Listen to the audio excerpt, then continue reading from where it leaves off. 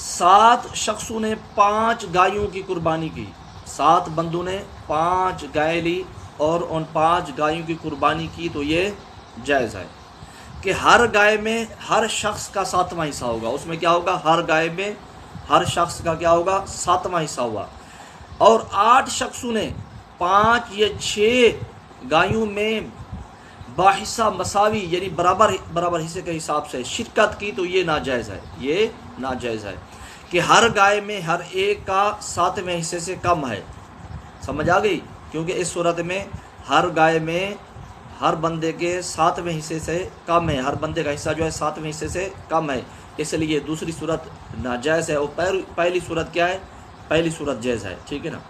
اچھا، اس طرح 7 بکریوں کی 7 شخصوں نے شریک ہو کر قربانی کی، یعنی ہر ایک کا ہر بکری میں 7واں حصہ ہے، ہر ایک کا ہر بکری میں 7واں حصہ ہے، تو یہ بھی قربانی، اس طرح بھی قربانی جائز ہے، اس طرح بھی قربانی ہو جائے گی، ٹھیک ہے نا۔ اچھا، اس طرح کہ یہ ہم کہیں گے کہ ہر ایک کی طرف سے ایک ایک بکری ہو گئی۔ اچھا، اسی طرح 2 آدمیوں نے 2 بکریوں میں شرکت کی، 2 بندوں نے 2 بکریاں لے لی اور ان دونوں کو 2 کی طرف سے، یعنی اپنی 2 جو آدمی تھے انہوں نے دونوں نے اپنی طرف سے دونوں بکریوں کو قربان کر دیا۔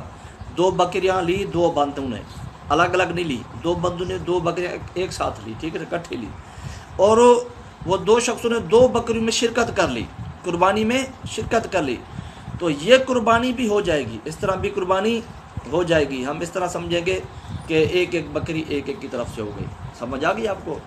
تو اگر 7ویں حصے سے کم حصہ کسی کا ہوگا، جو شرکت دار ہیں، شریک ہیں جو قربانی میں، تو پھر کسی کی بھی نہیں ہوگی۔ لیکن اگر 7واں حصہ کم سے کم ہر بندے کا 7واں حصہ ہوگا تو پھر قربانی وہ ان کی طرف سے جائز ہو گئی۔ تو ضروری کیا ہے کہ جتنا بھی شریک ہیں 7ویں حصے سے زیادہ اگر کسی کا حصہ ہے تو اس میں کوئی حرج نہیں ہے، قربانی میں کوئی فرق نہیں پڑے گا۔ 7ویں حصے سے کم کسی کا اگر ہوگا تو اس سے فرق ہوگا، اس سے جو قربانی کسی کی نہیں ہوگی، ٹھیک ہے۔